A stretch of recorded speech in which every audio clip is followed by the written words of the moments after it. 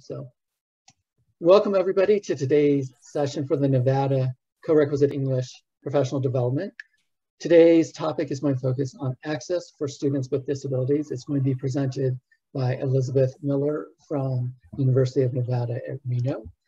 We are excited for today's topic, and as you know, this is part of an entire series of professional development opportunities.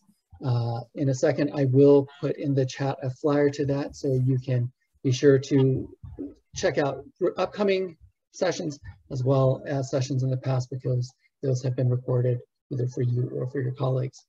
I would like to start off, however, with a welcome from Crystal Abba. She is the Vice Chancellor for Academic and Student Affairs at the Nevada System of Higher Education. So, Crystal. Good afternoon, everyone. I'm Crystal Abba, the Vice Chancellor for Academic and Student Affairs, and I wanted to just briefly welcome everyone and thank Elizabeth in particular for her presentation and helping us out today, and also thank the participants, and of course my ongoing thank yous to Brandon and all the support of Complete College America. This reminds me of a quote from Robert Louis Stevenson: "Don't judge each day by the harvest that you reap, but by the seeds that you plant." And I think these webinars are all about planting seeds through your good work and the preparation for full-scale implementation of co-requisite instruction. I continue to be amazed by the community of support created through these ongoing webinars. It is clearly a testament to your dedication to student success. So with that, thank you all for your good work. I'm sure that today will be as productive as all the webinars have been, and I'm grateful again for your time. And so with that, let's get to it. Brandon, back to you. Great, thank you. Thank you very much, Crystal. I also want to comment how much it means to have the Vice Chancellor giving that welcome and the support for such an important statewide move towards co-requisite support. With that, I would like to talk just a little bit, as I do each time, about Complete College America. Complete College America, and Elizabeth, you can go to the next slide. There we go. It's important for us to talk about what we stand for, both in our mission and our vision, and we stand for one thing, and that is increasing college completion rates and closing the institutional performance gaps. While that sounds like two, we see it as one because they're intricately linked, that we have to think about equity in very specific ways and who we're serving and who we're graduating if we want to have a significant impact on those increased college completion rates. We use the term institutional performance gaps instead of achievement gaps or equity gaps, and that comes out of our work with the Center for Urban Education out of USC in California, Stella Ben-Simon, because it puts the responsibility and the accountability for change on institutions rather than on students. And we know, and co-requisite is one of the best examples, that when institutions and when policies change, we can have significant impact on student success. In fact, we see doubling and tripling of success rates in college level English and math classes just through the implementation of scaled co-requisite support. Complete College America is known for our game changer strategies. These are put into 4 pillars of purpose, momentum, structure, and support. While I'm not going to go into the details of all of them, we do want you to see where co-requisite fits in. This is one of our longest game changer strategies. What this tells us is what you are doing, Nevada, across the entire state and at each one of your institutions is in line with a movement across the country. In fact, Complete College America is going to be producing a new publication in the next few weeks focused on co-requisite support and showing why this is settled law, this is the way forward. So our hat goes off to you, Nevada, and actually you'll see even a spotlight on Nevada in that publication coming out. I know you're in front of a computer because we're working remotely, and so you'll see in the chat a link to the Complete College website.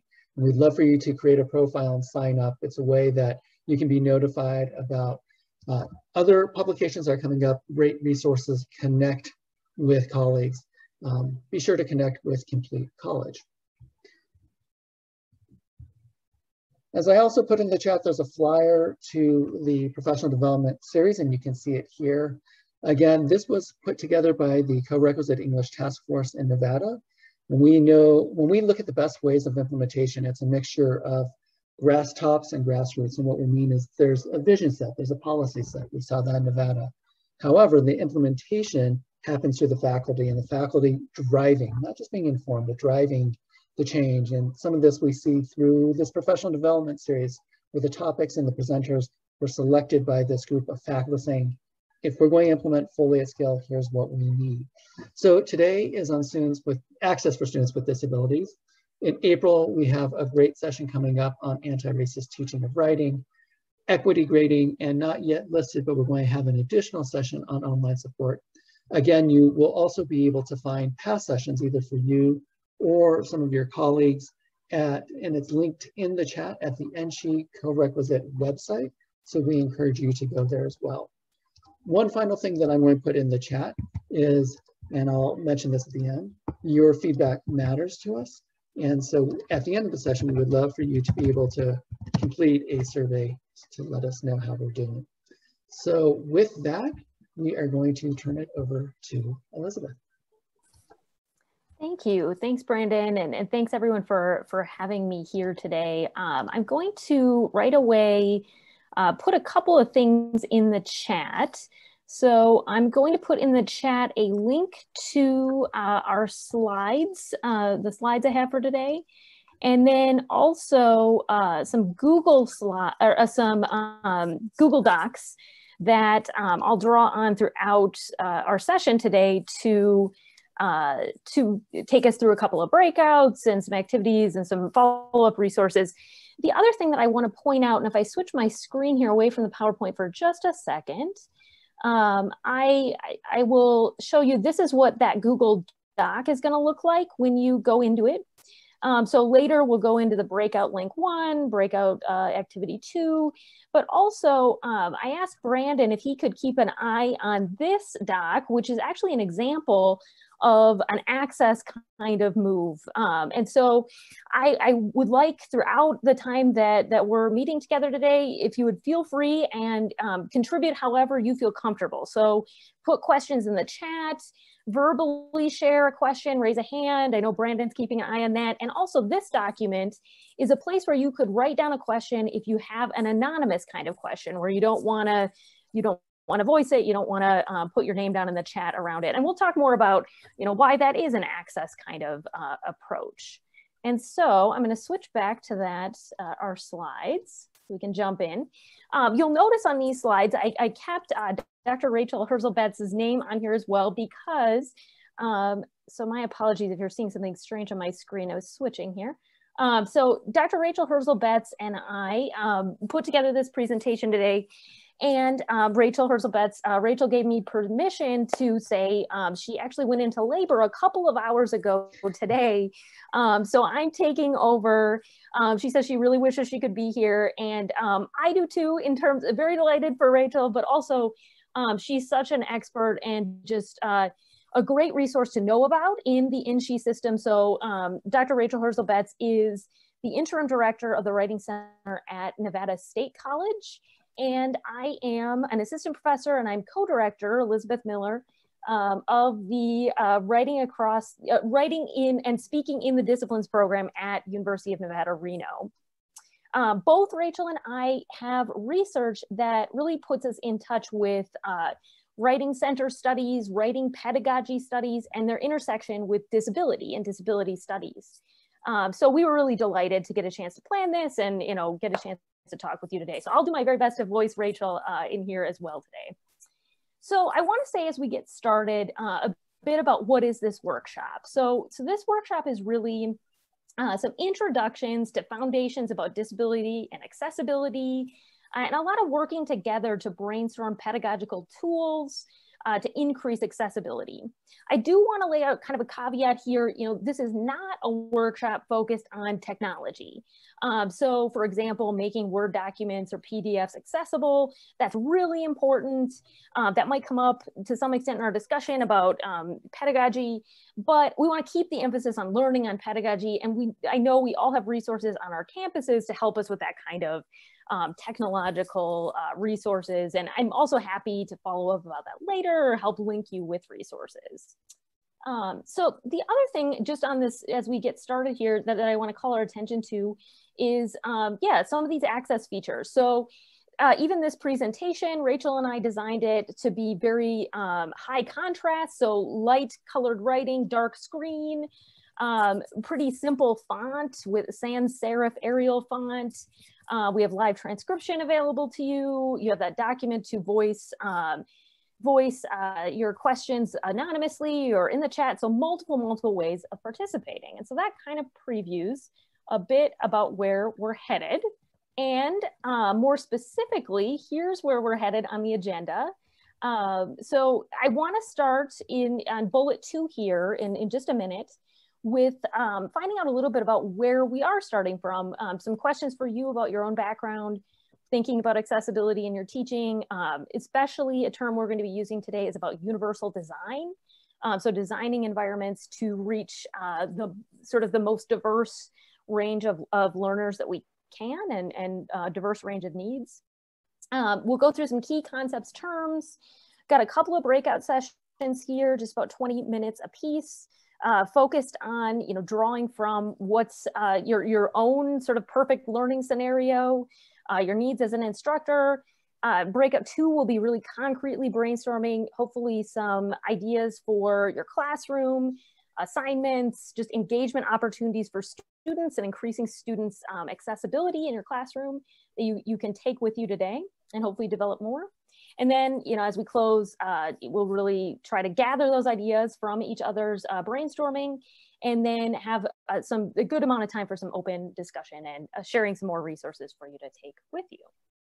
So that's where we're headed. So I mentioned a second ago, I wanted to start by asking you all a little bit about where we're starting from. So again, full disclosure on how plans change a little bit here. We had a really cool word cloud activity plan that was sort of working between Rachel and me. But instead of doing that, since it's just me, I pulled back a little bit and I just want to ask you these questions, and you could throw some ideas in the chat or go ahead and just voice a question, or I know Brandon's keeping an eye on that document too.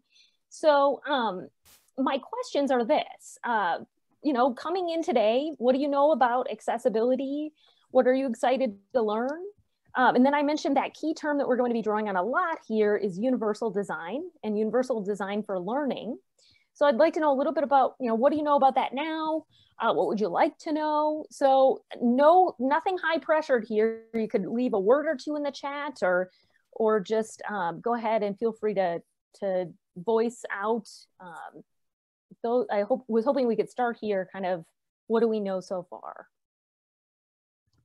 Thank you, Emily, for starting us off. And I know that building accessibility into a course makes the course better for all students.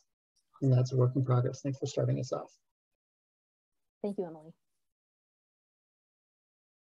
Anybody else want to add to that? So that focus on accessibility for all students, so universal design around that. Awesome. I'm seeing Laura as well. So UDL offering multiple ways of getting to the same place. Exactly. So universal design, we'll talk about multiplicity, flexibility, and even the term redundancy. So giving lots and lots of options. So posting instructions in many places, or exactly like what we're doing right now, different ways that you could share out an answer by writing it, by voicing it. Seeing a comment from Laura as well. I understand how to make Canvas meet accessibility standards mostly, but I would like to learn about using PDFs and making those accessible. Virtually nothing about UDL. So know virtually nothing about that. So like to learn as much as possible. That's great. Thank you, Laura. And we can absolutely, we're going to be focusing on that. What is UDL? What are some of the sort of the core principles? And I think, with the accessibility for PDFs, things like that, so it's a little bit beyond, that's more to the tech kind of, that won't be quite our focus today, but we can talk about how you can find those resources on your campus too. And Jessica, UDL addresses engagement, representation, action, expression, all parts of the learning process. Thank you. And this is exactly what I was hoping to see coming in. Some folks are coming in with a lot of experience related to UDL. For some of you, it's new. But yeah, exactly what Jessica's saying here. So all parts of the learning process, the different ways we learn. And Laura also would like to think about UDL in more ways than just adding video or audio explanations, although those are good too. Absolutely. And that is very much our goal today, going beyond the sort of how do we want to make sure things are accessible by having captions. We want to make sure PDFs are accessible. That's absolutely true. Lots of great resources on campus in your tech services to help you with that. But here, really talking especially about what's sort of the pedagogical idea behind it, and what are various kinds of ideas we can take away with us. Maybe one more? Anyone in the chat or want to voice a thought?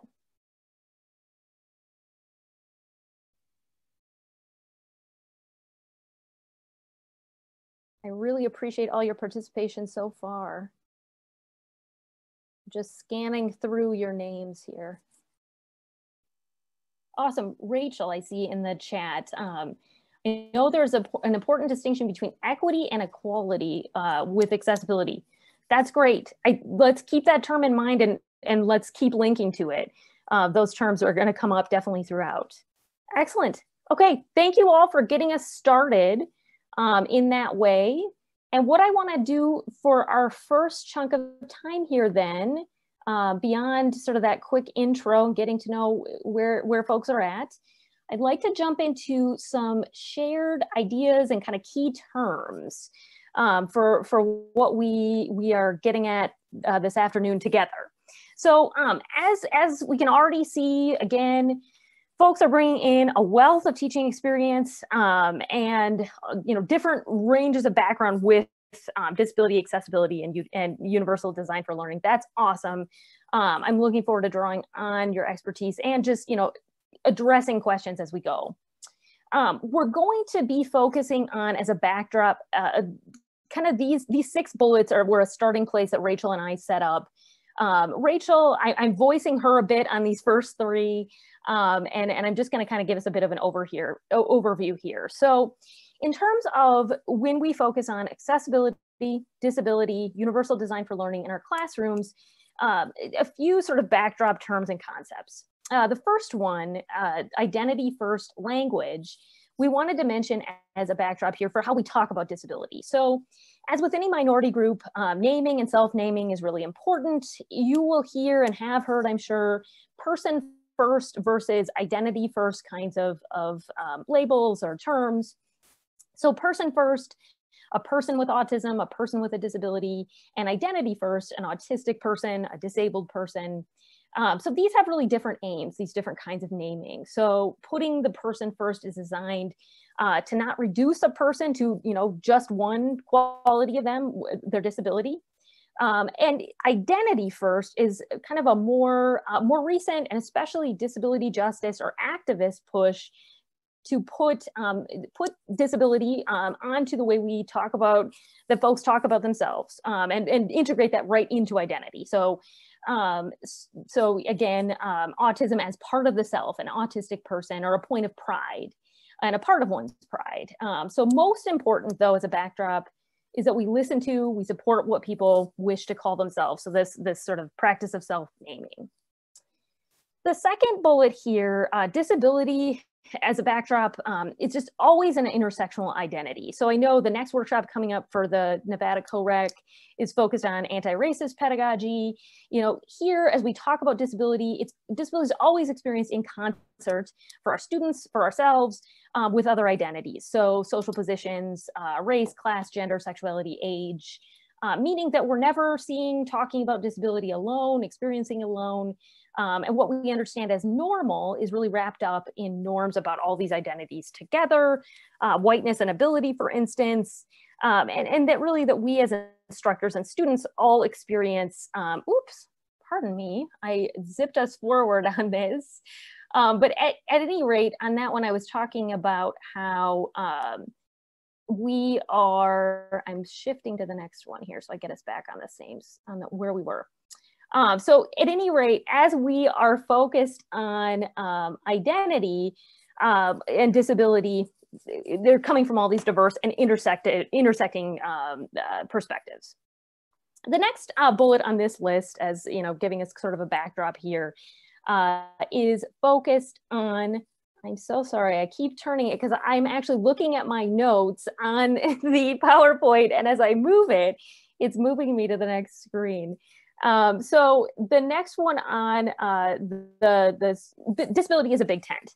So with that, about 20% of the US population, for instance, is disabled in some way, but only 6% of that population is actually in what we think of commonly as like sort of the symbol of disability, which is, you know, wheelchair use or a very obvious physical disability.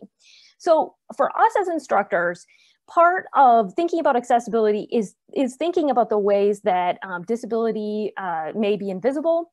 It may shift over time. So even for students as they are within the course of one semester. So, you know, disabilities or health conditions that come up for folks can change, where one might be in a wheelchair and then walking, or, you know, that kind of disability as not static, as always sort of in transition. So in that way, thinking as instructors about learning from our students, from our colleagues with disabilities, rather than looking to diagnose or label or understand, okay, here's an autistic student, here's what that looks like, here's a need. In fact, something in my notes was about an autistic professor and a sort of specialist at researching in the area says, if you've met a person with autism, you've met one person with autism. So really that focus on you know, disability as very, very wide and diverse. So the fourth bullet on our list here, accessibility as more than just disability. So something that you might have heard about or thought more about in previous teaching training is how universal design for learning, thinking about a broad range of access needs, can really benefit all students.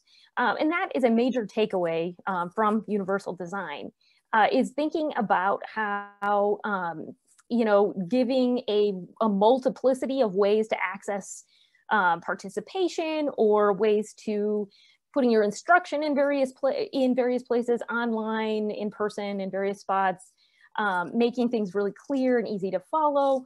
All of that is helping disabled students. It's helping all students who are, you know, identifying or falling under what we commonly think of as sort of non-normative. So could be students who are coming back to school, older adults often, or multilingual writers and students. So accessibility as broad, what you might have heard as broad accessibility.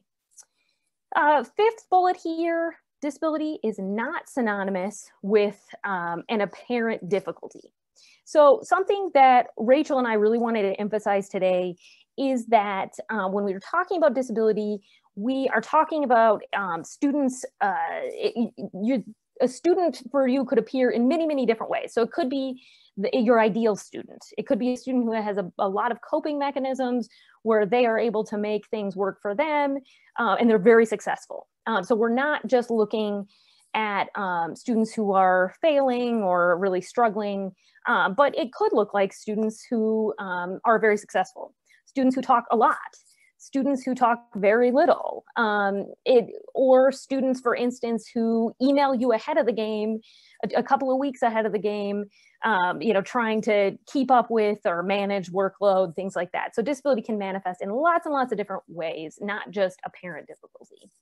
And then the last thing on this list is especially a focus for us today, accessibility as not synonymous with technology. And so technology is a part of what we want to focus on, a resource for helping make our teaching and our environments more accessible, but it's not, you know, the only answer. We are thinking broadly here about ways people learn, how we can, you know, make materials available and understandable, and help invite students in and help them navigate their learning environments. So I want to take us to the next slide here. And this brings us to universal design for learning. As I just went over some of our key terms, some of sort of the language and the concepts we're engaging with when we talk about disability, accessibility. And here, universal design for learning is kind of becoming one of our umbrella terms for the day, and a takeaway. It's something it sounds like a lot of you have had some experience with. For those of you who have had no experience with it, here are a couple sort of nice definitions to take with you. So universal design is the design of products and environments to be usable by all people to the greatest extent possible without the need for adaptation or specialized design. And then the second one here, so universal design is actually initially an architectural theory. And so as it's been taken up in pedagogy or learning theory as a learning theory, the second piece of information on the slide emphasizes universal design for learning, advocates for the use of, again, folks mentioned multiple flexible strategies to address needs of all students. So really important takeaways on here is basically, you know, this move to think about making an environment broadly and learning broadly accessible rather than focusing on individual students and more of an accommodation or a fix as we go along. But instead, how can we make the broader environment more accessible to, again, the broadest range of students possible? So I'm going to move to our next slide, which is just going to give us a little bit more background as well. So this slide that we're on here, again, provides us with a little bit more background on universal design. This is sort of the disability studies theory underneath universal design. So one of the philosophical bases of universal design, I really like this as a concise way of thinking about this and sort of why this is important. It is that disability is partially socially constructed. And so here I've underlined, genes alone don't disable people. So disability not as just sort of an embodied problem or in need of a cure, or what we might call a medical model, but rather an environment designed only for people with a certain body disables people whose bodies don't conform to this narrow norm. So changing this environment is a means of intervening in how the social construction of disability, how we understand disability. And then in terms, essentially the goal is making the world not only more efficient, but less oppressive. So thinking about that in terms of teaching and our teaching environments, especially when we think about UDL. Okay, I'm taking us to just one or two more quick things here before we go into breakouts and start thinking a little bit more concretely about how this applies to our teaching, and particularly in the co-rec context. So I was just talking about universal design, the real focus on, again, the environment, not individual students, you know, problems or even individual students' disabilities, but rather how can we think about an environment meeting a whole range of needs, abilities, and disabilities. And so often in universal design, there's a real pushback in universal design for learning on, we can't necessarily have a checklist of everything. We can't say, oh, we checked off all these things. We've made our videos all accessible and captioned, and we've done all these things, and now it is accessible. But instead, what we can do is sort of break down these various contexts of our teaching, of our pedagogy, and think about how we can address each one of them. I think Jessica was saying that in the chat before, sort of each stage of the learning process, and especially designing and redesigning these things as we go, as we learn things from students. So this list of three, multiple means of representation, giving learners ways of acquiring information and knowledge. So how do students gather information from our classes? Multiple means of expression. How do students demonstrate what they know? Even as we're doing today, can you contribute in a chat? Can you contribute anonymously? Can you speak something out? And then third, multiple means of engagement, tapping into learners' interests, offering challenges that fit their needs, and increasing motivation. And just, you know, how do we get students involved in, participating in, engaged in our classrooms? And that last one is something we're going to especially focus on in Breakout 2 as we go along, our second breakout activity. So I've got one more slide for you here that I'm going to switch to. And this is, in fact, what my would have been co-presenter Rachel said that she really wanted to emphasize. She said, if folks in this workshop take away one thing from our workshop today, she wanted it to be this. So this slide is really focused on how universal design is a process. Again, not that checklist, okay, we've covered all these things, we're ready. But instead, this quote here, it's a means rather than an end. There's no such thing as a universally designed text, no such thing as a text that meets everyone's needs. And I think for text there, we can even replace that with sort of any sort of component of learning. There's nothing that fits for everyone. But Rachel and I really wanted to emphasize this idea of thinking of universal design, as process, as something that really has to do with trying out new ideas, getting student feedback, and then redesigning as you go along. And Rachel too wanted to emphasize we've all made mistakes as teachers, and this is sort of an ongoing, sometimes messy process. So we wanted to provide, before we go into breakouts, just two quick examples of that kind of design and redesign of accessible, universally designed kinds of approaches in a classroom. And we'll give you sort of more guidelines as we brainstorm in breakouts. But I wanted to mention one that I think is actually, this was a sort of universal design attempt for me as a teacher that I think is fairly basic in some ways. So for me, as for a long time, as I began teaching and sort of thought about good practice in teaching writing, I always had students bring in a copy of their draft for a peer workshop. So I said, I want to give, this was actually an access measure for me. I said, I want to give students as much time as possible to draft their paper. So they'll bring it in and then they'll read it together in peer workshops. This is a common model. But then it became increasingly clear to me, and from student feedback and seeing how students use the time, that I was really prioritizing the fact or sort of having a normative expectation that students could read quickly. They could read probably, multiple pages in something like 30 minutes of each other's drafts, give feedback in the moment, and then talk about it. And it was frankly just expecting that reading and writing happened in a certain amount of time in a pretty normative way. So since then, I've really, I've said, I'm going to expand out that time. I'm going to take it out of class. They'll read each other's drafts out of class. They'll respond out of class so that they can take as much time as they need, account for reading comprehension in that way, and their own abilities, disabilities, and then come in to talk about it. So again, I have a basic suggestion here, but one that really reflects trying something out, redesigning, trying it again, thinking about expanding time, thinking about students' needs. And then the last one, which I won't represent quite as well as Rachel would have, but Rachel has done a lot with flexible deadlines on student writing. And so to account kind of in a broader sense for what I'm talking about students needing more or less time in the drafting process, she has set up kind of a week in which students can turn in a paper at the beginning of the week, or they can take all the way until the end. Now, some of us have, a lot of us have, or a lot of instructors that we are supporting have dozens of students. And so it is really important to think about your own needs as an instructor, your own access needs, your own labor needs. So is that going to work for you to have flexible deadlines? How not?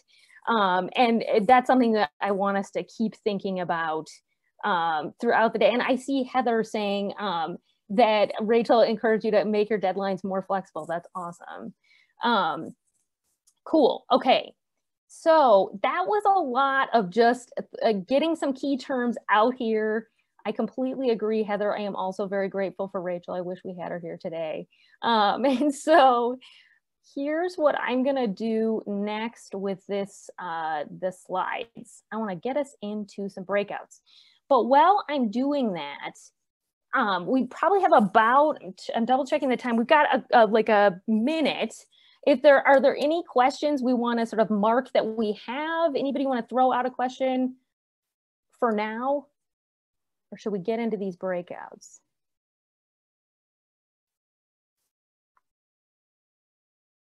I'm sensing breakouts, and then we can keep keep in mind from our Google Doc, you can be recording questions in there. You can throw them in the chat at any point, and we'll have lots of time to talk as a full group too. So on the screen right now, you are going, I absolutely can give you the Google Doc link again, but actually, Brandon, is that easy enough for you to do? I feel like if I click out of here, thank you. I really appreciate it. Perfect. Okay, so that Google Doc link that Brandon just gave you, I'm actually going to click over so you can see, so I'm looking at what you're looking at. When you go in that Google Doc, you are going to see this, and it's kind of a main menu. And what we're first going to do is we're going to go in that Breakout 1 link. We're going to spend about 20 minutes in that breakout. Hey, Elizabeth. Absolutely. Sorry to interrupt you, but the Google link that I have is not showing what you are showing. Are you seeing a different one? Here, Yeah. let me do one thing. And that's the one I just shared with everyone, so they're probably seeing what I'm not seeing. Yep, they're seeing something else. That's okay. Let me actually do, trying to think the best place where I can grab that link without, Laura, did you throw it in there? I appreciate it. If I leave this screen, it gets a little messy.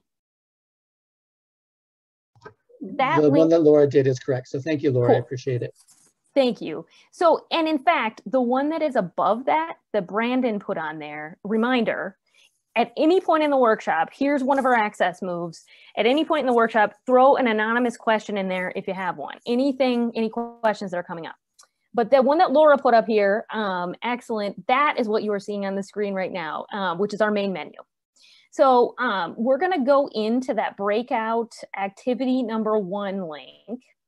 And let me just tell you a little bit about it before Brandon sends you out into groups.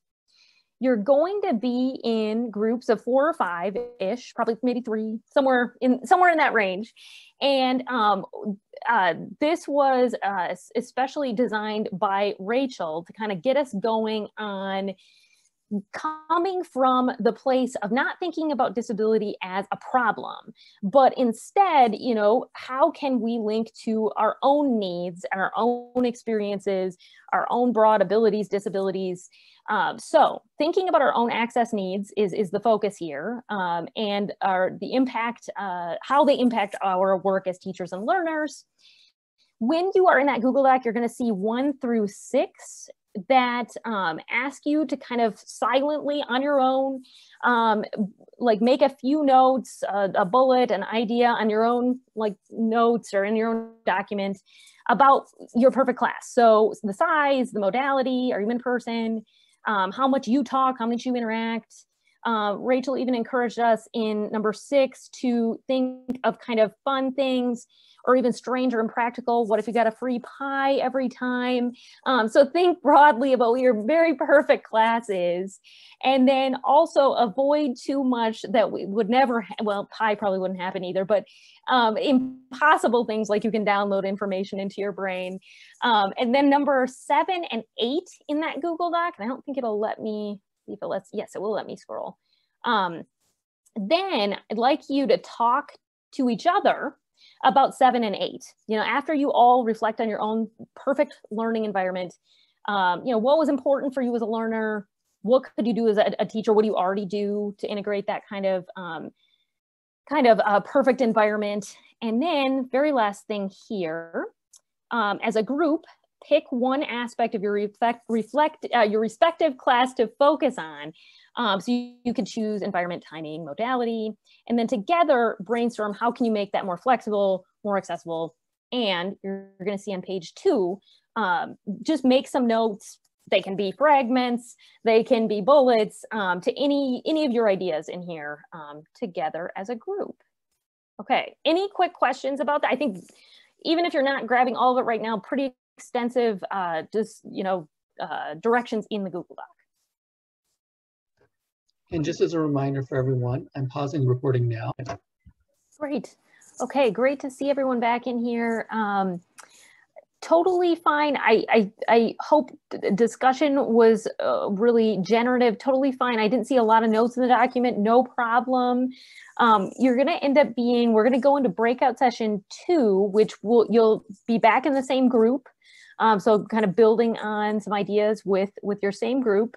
So if you look at that main Google document again, and you start out from there, I'd like you to click on Breakout Activity 2. I'm just going to switch to that on my screen so we can look at it together for just a minute, let you know what we're thinking about. So in Breakout 2, we really wanted to give you the opportunity to focus especially on engagement and on student engagement and how to engage and, you know, involve and sort of increase student, you know, just attention to the content of your course and how to do that in lots of diverse ways.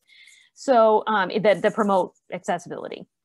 So what we are asking in this is we provided you with a number of brief quotations from scholars in the field that Rachel and I work in, disability and writing studies or writing pedagogy. It is totally okay if you don't have time to deeply engage with each quotation. There's about a little over a page worth. We wanted to gather these together to just really bring together some ideas about pedagogy and how you might enact some of these accessible universal design kind of methods.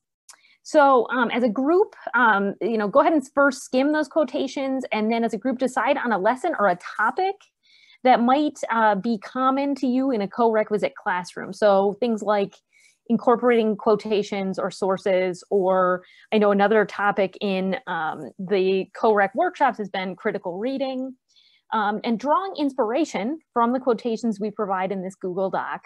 Come up with as many different ways as you can to productively engage students in the lesson. And it is okay if they feel obvious to you. You know, just lots of brainstorming about how to engage students around a particular lesson or topic is what we were looking for. If you've got time, we'd love it if you'd use that first quotation, which is from a book called Mad at School by Margaret Price, and it's about mental disability and academia. And it's really focused on how we ask students to participate and sort of what our ideals are for like good participation.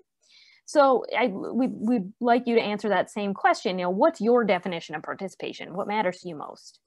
And then the last question was, you know, thinking about these different kinds of engagement, can you envision yourself assessing these forms of engagement, you know, giving feedback in certain ways, grading, you know, how do you imagine that process? Is exciting, anxiety producing, questions about that?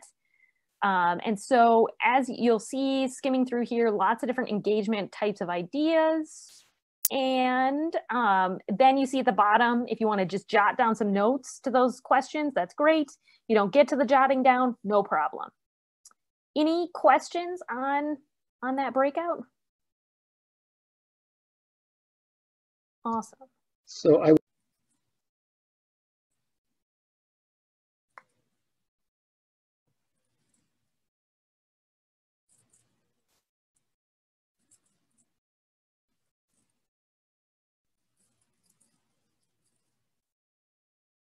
To have almost everyone back? think we're back. Everyone? Okay, perfect. So awesome. So I am actually going to first put in the chat just one of our access moves here. This is that document. You don't have to use it, but we're just going to open it up and keep in this view so we can, you know, be chatting together. We're going to open it up to either you can contribute a comment verbally, go into that document and leave an anonymous comment, or throw something in the chat. And really my question is just, out of those two breakouts, you know, what are some interesting ideas you have? What do you want to focus on? I wanted to keep it really, really broad. Maybe you could share something, an idea a colleague had, or some inspiration, new ideas. When we can go to breakout 1 or 2, wherever you want to go.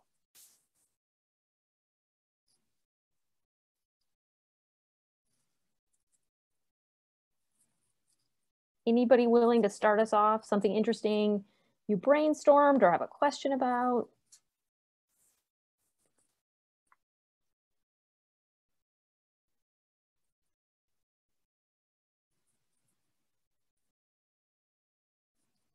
How about let me guide a little bit more. How about in breakout 1, to start there, about sort of your ideal. Oh, and I see a comment from Emily in the chat too. That's great. We'll start there and then we can go from there. So Emily said, I noticed when making that first list of my perfect class, I often teach the way I like to learn. Anyone else that resonate with you, the way you like to learn influencing how you guide your students or design your environments? And I'll add that if people would like, they can unmute and share their comments verbally. Yeah, please feel free. Yeah, you can jump in anytime. No need to raise a hand even. You can just throw something out there. I found it really useful to think about a class from the perspective of being a student, because it's not like I don't think about those things or I don't naturally gravitate towards certain kinds of activities in class. There are things that I would like to do, but I feel like in some ways, you read a lot of like pedagogical theory and you're looking at how you're teaching, like primarily obviously from the position of the instructor, but also sort of with this like weird critical distance between you and the subject, and thinking about it as like being the learner in that situation just sort of made me reflect on some of the things I do and don't do in my classroom in ways that were really, really useful. So I appreciated that exercise. Awesome. Yeah, thank you for that, Jessica. Anyone want to build on that? Like thinking from the perspective of yourself as a learner, did you notice, so Emily was talking about noticing, kind of making decisions based on how you prefer to learn, but anything you noticed about how you might change the way you focus on space or modality or things you want to sort of keep doing or try new? I'll jump in for a second. Sorry, I've got a baby on my lap that just joined me, so hopefully he'll be quiet for us. So one of the things that I noticed was that some of the things I felt like were really important to being a learner were around like emotional needs or like having my physical needs, like making sure that my that my childcare was secured and that I, had dinner packed and ready for class or could eat before or after. And I realized that, for my face-to-face, but even my online classes, I wasn't really doing like those non-cognitive checks with my students or helping them sort of think about those things or at least bracket those feelings too, and just get them out in the open for themselves. Like, oh, this is something I'm worried about and how that could impact their anxiety in the classes. And so that's definitely a change that I could make, is find some way to build in that space for them to think about those things, what needs they might have and how that impacts their anxiety and performance. Awesome. And I cannot exactly see based on my view, but who was that just talking? I'm so sorry. It was Laura Decker. Laura Decker, thank you so much. I'm really struck by that too. I think, yeah, even just, the sort of like, have I eaten or, do I need to eat at a certain time or, how about people in your life you're caring for, all of those elements. How do you feel like, Laura or someone else, if you were thinking about something similar, how might you build that into your class, having students reflect on those needs or parts of their experience? Actually, one of the ideas that came up in our group with when Rachel was in our group, Rachel Bovard, was to, instead of just assigning like a syllabus quiz, to have students at the beginning of the semester think about what fears or anxieties they had around the class or the class time or the way we were going to be meeting, and then to think about the list of resources that our schools offer. There's usually like a module in our learning management system about school resources, and maybe have them identify some resources that may be able to mitigate some of the fears that they have. And so we thought that might be something a little bit more intentional than just like answering questions about what resources are available, is to actually identify some that would help support those anxieties. I really like that. I like so much, and I hope someone feels free to add in if that kind of aligns with what you were brainstorming too. But I really love that kind of denaturalizing the learning environment, right? That, yeah, what are our expectations about what good learning is, or how I'm going to act as a good student, and what am I nervous about or anxious about, or how does that conflict with my own needs? So much scholarship. One of the resources we linked to in Breakout 2, and it's also on the resource list we provided for you, which I'll call that out in a little bit here, is from Anne-Marie Womack, which is about teaching as accommodation.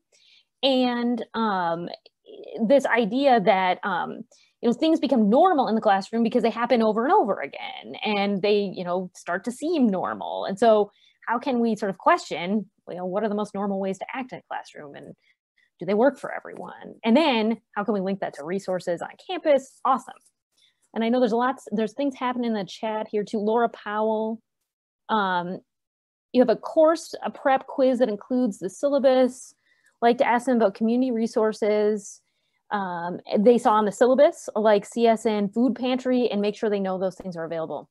Great point. And I mean, also, exactly. So resources on the university campus, in the community. That's excellent. And then I see Joanna's raised her hand. Do you want to unmute to ask your question or comment? Oh yeah, sorry, hi. So I'm Joanna Shearer, I'm at Nevada State College. I know some of you, but so I think a lot of how I teach changed some, as when I had my son, because he is on the spectrum and he's nonverbal. And he uses an assistive communication device. And it's one of these things where in watching him and reading a lot of, because we're academics, so we try to read everything. But I had to really start to think like how much of what students do in class is impeding their learning, like especially students on the spectrum, or just who have anxiety, who have other issues like that, who they're just trying so hard to appear normal that they're not learning. And so like, what can I do in a classroom to manage those things so that they don't have to worry about, or they don't have the stress that they have to be normal, and then that they can, concentrate on the actual learning. So for instance, like one of my pet peeves would be like students like really fidgeting in a way that's kind of like loud, but it's like, well, maybe that student needs to have all their pens in that particular order, and they can't concentrate until they are. So like, it doesn't bother me to give like 10 minutes extra at the beginning of class to just get everybody all situated and and say, okay, like one of the things that you can do is like, there's a lot of those apps where that like times down, and then it'll do like a bonk bonk noise or something like that, where you're like, okay, let's get our wiggles, fidgets, whatever out. And then now we're going to do this. Or allowing students to say, either not everybody has to talk, like in a group project, not everybody has to talk in the presentation, or like you can pre-record something, like if they have to use an assistive device, they can. Because one of the things that really is heartbreaking is how many people align not being able to use verbal speech with a lack of intelligence. And so it's like, well, if you allow them to pre-record, then you can see they understand the work, they know the concepts, they can do all this kind of stuff, but whatever is impeding their ability to, or their verbal linguistic ability is not, becomes a non-factor. So, so those are the kinds of things that I've adapted in my teaching, and it seems to be pretty successful for even neurotypical students. So if I'm like writing down the steps on the board, because one of the things that's very hard for students on the spectrum or children on the spectrum is remembering steps in order. So it's like, I'm like, get in groups, pick a leader, fill out the worksheet, and like, it's all the steps up to like presenting the ideas. And it's just like, even the neurotypical students are like, oh yeah, we're supposed to do this next. And that all helps. So awesome. Thank Joanna, you so much for that. Yeah, Brandon. This is Brandon, and I'm going to take off my CCA hat just because something you said really reminded me. Years ago, I met someone who had cerebral palsy, and was communicated, and this was pre-computers, but by pointing, with a pointer attached to his head at words, and you would spell it out. And after talking to him for a while, he pointed out that the way that I spoke to him was slower, was almost as if a baby talked. And the reason why I was so struck is I grew up with a blind grandmother, and when people would say, oh, that's so wonderful, you're bringing her around, or why, like as if I treated her different, it's like, what are you talking about? Like, that was so foreign to me, yet when it was a different form of a disability. And what that would look like Oh, and by the way, this person had a master's degree, I learned, and was a computer programmer. Yet the way that I spoke to him, because of the way that he presented himself, was in no way matched to actually his intelligence or his thought pattern. And what a disservice, you know, this was outside of a classroom, but your comments made me think of that. So I appreciate you sharing that. Yeah, I mean, so disability being mapped onto, you know, markers of, so the way we see someone moving their bodies, or, you know, in terms of our classrooms, the way, yeah, the way they write or speak, or, you know, that challenges the norm and gets at some of those, you know, yeah, assumptions about intelligence. And I think taking through students, you know, together challenging that, you know, I mean, I've had a lot of success with students even writing sort of literacy narratives in, you know, where, you know, identifying I've hated being a student for these reasons, because you know, I'm a bad student in these ways. And sometimes it does end up really wrapped up with disability or these other intersecting identities. In fact, Renee and Brandon and I were talking about that a little bit during the breakouts, the ways, you know, these expectations about good learners, good students. I loved, Joanna, your point about students, sort of the pressure trying to look normal and all the kind of work and, you know, real sort of, it's labor and sort of pain that goes into that, I think. And I think making room for students to, yeah, challenge those norms. I love your ideas. I've written them all down, Joanna, like well, in terms of I have a million more, you know, but, you know, I think it's honestly, a lot of it is, you know, when talking to students, when they talk about how tired they are or how exhausted they are, we automatically default to, oh, well, that's typical for any student, right? You have, especially at Nevada State and other institutions in Nevada where students are working full time, they have children, they have, you know, it's like, okay, yeah, I mean, yeah, we're all tired and I understand. And then, you know, just kind of getting these like more subtle cues from my own personal experience, I'm realizing that a lot of what exhausts them is trying to pretend to be normal or trying to put on the role that they think a good student is.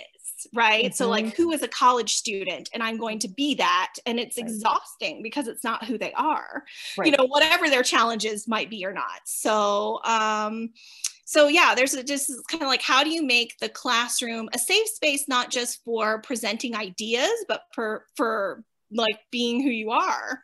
And then having the rest of the learning happen, and it becomes like a lot more organic and a lot, you know, the product that you get from the students is generally a lot more, I don't know, the initial rough drafts are a lot less forced. It's really interesting to see how, like, when they are like realize they don't have to pretend to be somebody they're not, that they how much better they learn. Right. Absolutely. And Adriana asked in the chat, that's a great point about collecting some of these ideas. I am sort of writing them down, but I'm also trying to be really attentive to the discussion. So I will update these as part of our Google Doc materials. And so, but I mean, I also would invite, if folks want to keep kind of writing some of these, even in Breakout 2 could be a really good place where we might just jot down, and no pressure for any sort of formal, you know, format at all. We could even put it just, you know what I'm going to do? I'm going to put it right at the top of where I'd written groups. And I'll just say ideas. And so if anybody wants to jot anything down in there, that would be awesome. And I'll kind of try to do the same as well. So I think, in fact, that's kind of a nice transition. What we were talking about, learning from our own experiences, you know, what we sort of appreciate as learners and how that might change our teaching. In terms of Breakout 2 specifically, how about other ideas there that you or your colleagues shared? You know, there was a lot about participation in those quotes. There's kind of these different ways to engage students. Did any new ideas come up, or any of those really resonate with you? Maybe we can keep kind of adding that to a list.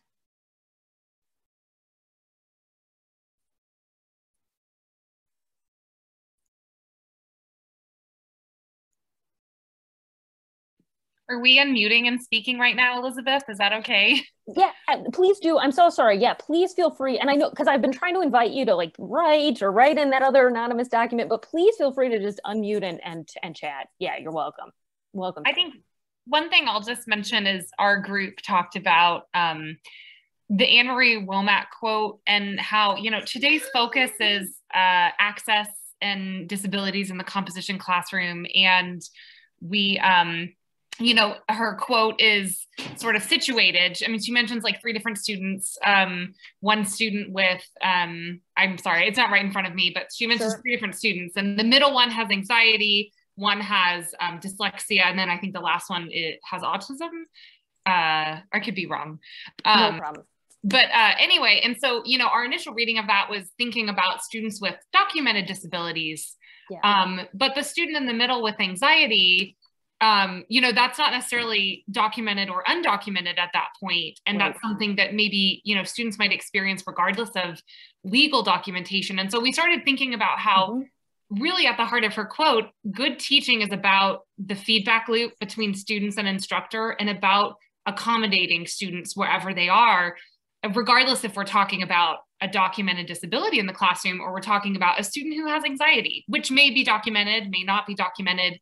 But then we started talking about some of the various ways that we have participated in that feedback loop with our students through surveys to check in with them, through, you know, Courtney has a really great project where she creates lecture materials, and she's had students recreate lecture materials in ways that suit them, you know, that she can use with other students or to, you know, as a sort of feedback on how lecture material and lessons are landing. And so it was really nice to kind of check in with the different ways that we're taking in that feedback from students and how we're accommodating student needs through that feedback. That is awesome. Thank you, Laura. And I know, Laura, you mentioned Courtney, and I don't mean to call Courtney out in particular, but that sounds like a really cool idea that, and that sort of, so Womack's piece is exactly that, about teaching is accommodation, is the process of universal design, really is, you know, sort of going back and forth between trying out an idea. And, you know, when we were starting this, and that sort of like takeaway from today, UDL is a process, trying things out, getting feedback on how they're going. And I love that idea about having students kind of recreate some of these materials themselves. Or that's awesome. Anybody want to build on that from Laura, or kind of share other inspiration that quotations gave you, or ideas a colleague mentioned maybe in your groups? Just building on that a little bit, I love this idea of intersectionality, because, for example, you can also have students from other cultures in your course whose first language maybe is not English, or they speak multiple languages. And so again, this idea of what are their needs and how can we address their needs and help them in the course. We had Courtney had some wonderful suggestions. Can I enlist you, Courtney, to tell us more about what we discussed in our group? Sure, thanks everybody. Yeah, one of the things that I've been working on is having students take my materials and put them into their own voices. And that's true for my humanities courses and for my writing courses. And of course, we all know that's a really important skill when it comes to writing, is being able to code switch between, for example, academic texts that we're reading and then putting them in a language that's accessible for a peer-to-peer sort of conversation. It's a tough skill for first-year students especially.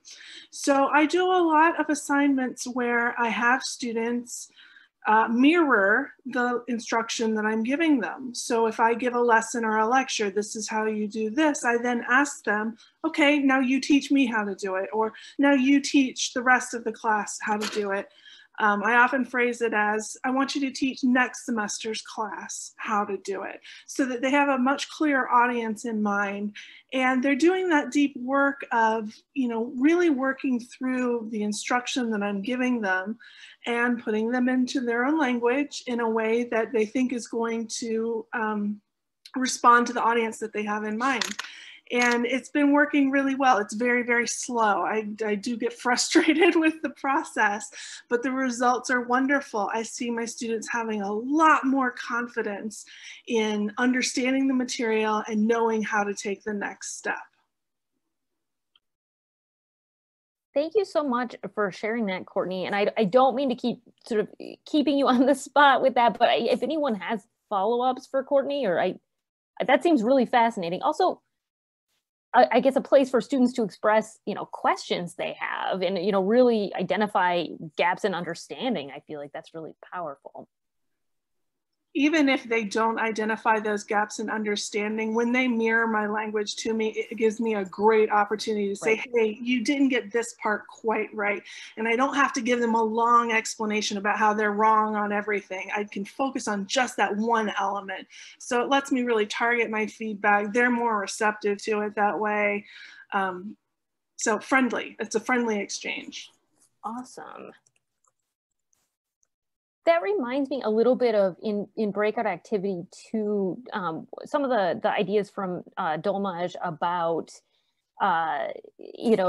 having note cards. And this is sort of a longstanding teaching ideas, closing that feedback loop. I think like Laura was mentioning before, having students put in their own words what was in this lecture. That could be a short kind of response at the end of a class. Or, just really, I think that translation process, I think, is really important. And you can sort of test learning that way, and also in sort of a low stakes kind of exchange. Awesome. So building off of Courtney's ideas or others, I want to, in like just a couple minutes here, I want to mention a couple of resources that Rachel and I wanted to pass along. But any other, you or a colleague, brainstorming out something we haven't talked about so much was we asked you about participation specifically. How do you want students to participate, or what do you sort of expect, or that, or other activities, engagement activities that you brainstorm today? And thanks folks for writing in Breakout Document 2. That's awesome. Elizabeth, I feel like I keep talking, but no, you're great. Thank you, Laura. My advanced comp students just read a Tara Wood article today, and so like this is all on my mind. I guess I was not the ideal student in college, and I got very anxious speaking up in class, and so often like I suffered in participation grades. Yep. And so I think that gave me a particular position as an instructor. The first couple of years of teaching, I had like very strict participation in what this looked like, and it was contributing to class discussions. And then, I kind of looked at my rubric and realized that I would have done very poorly in my own classes in terms of participation, not because I wasn't reading or thinking or doing things, but it wasn't in the form that had been produced for me in a rubric. And so that's one of the changes that I've made over the last couple of years, is really trying to think about all the different ways that I participated as a student that weren't speaking up in class. So I really appreciated that quote from, sorry, I forget who it was at the beginning. Yes, Margaret Price. Yeah, absolutely. Yeah, so even when you were to say that, so Laura or other folks, like other ways you participated, I feel the same way. I was a very quiet student. And so, yeah, like what are some of those other ways of participating that you feel like you've even sort of charted that you did, Laura, or anyone? So like researching outside of class, and like going down some rabbit holes and learning about something tangential or learning more about something in particular. That's awesome. I would just add reflective writing.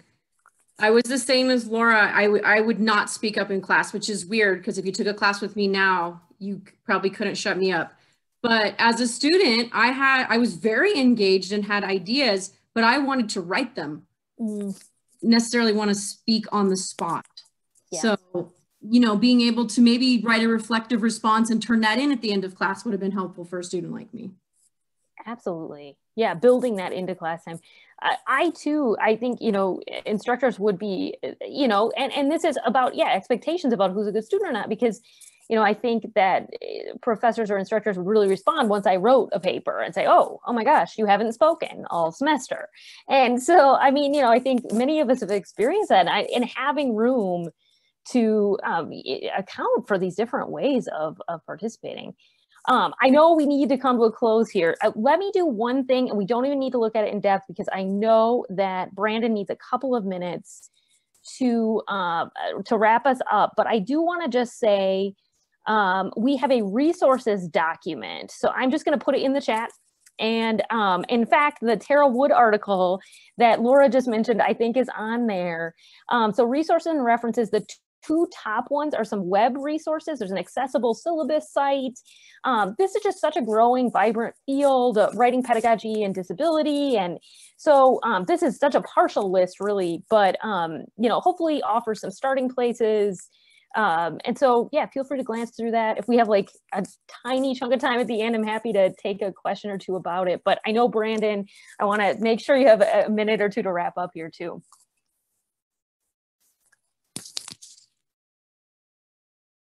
Are you still muted, Brandon? I was. I just want to make sure that everyone has the opportunity to give feedback, not just to Elizabeth, but I'm going to say also Rachel, because I can tell you that they were both very involved in the preparation for today's work. And we appreciate Elizabeth doing this whole presentation literally at the last hour. I mean, this happened just within the past few hours, so we really much appreciate it. I also put in the chat document, it's a flyer for the professional development series because we have at least 2 more sessions coming up in April.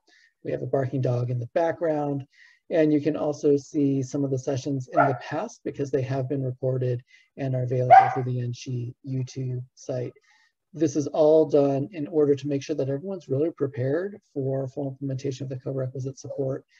And I really appreciate the Nevada English Task Force really looking at this from different angles and not just co-requisite 101, that's only a part of it, but things such as how do we do assessment of SLOs? How do we look at access for students with disabilities? Things that will improve instruction for all students as well as the teaching for our instructors. So I want to make sure to give Elizabeth a big thank you, and I can turn back to you if you have any parting thoughts. Awesome. Thank you so much. And I just put, I think it went through here. Let me, oh yes, I just put my email in the chat, and it's at the end of the PowerPoint to the Google Slides. Please don't hesitate. I would be delighted to talk more. And it was just, I agree with folks in the chat here. Great ideas. Thank you so much for sharing them with us today. And I hope to update the Google Doc a little bit more with some of those, and these materials are available to you. So yeah, just thank you so much. I hope we get a chance to talk more in the future as well. Great. Well, thank you also to the participants for staying on, and we hope that you have a good rest of your week. Thank you, everybody. Take care. Thanks so much.